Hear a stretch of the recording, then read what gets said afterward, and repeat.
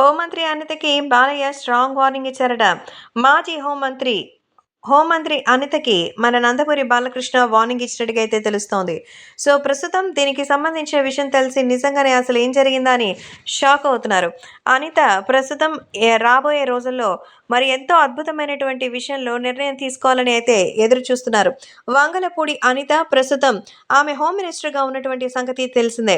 ఎందుకంటే రాష్ట్ర వ్యాప్తంగా చాలా రకాలైన అరాచకాలు జరుగుతోంది, అన్యాయాలు జరుగుతోంది. అలాగే ముఖ్యంగా చెప్పాలంటే కొన్ని చోట్ల అల్లర్లు చెలరేగుతోంది.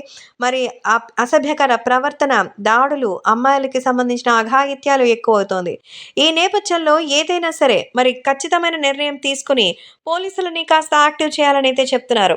వైసీపీ ప్రభుత్వ హయాంలో పోలీసు వ్యవస్థ నిర్వీర్యం అని చెప్పినటువంటి అనిత ఇప్పుడు ఏం జాగ్రత్తలు తీసుకుంటోందంటూ చెప్తున్నారు. జగన్‌కి ధైర్యం ఉంటే మరి వివేక హత్య గురించి మాట్లాడాలంటూ చెప్పినటువంటి ఆమె రాష్ట్రంలో జరుగుతున్న పరిస్థితుల గురించి ముందు ఆలోచించాలంటూ చెప్తున్నారు.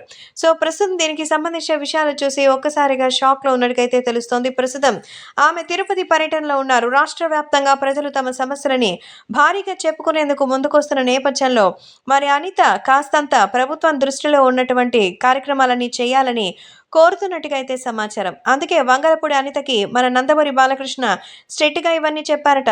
రాష్ట్రంలో మహిళా భద్రత కోసం మరి పోలీసు యంత్రాంగం మరి విధిగా పనిచేయాలని, వాటి గురించి యాక్షన్ ప్లాన్ రెడీ చేయాలని వనితకు చెప్పారట బాలయ్య.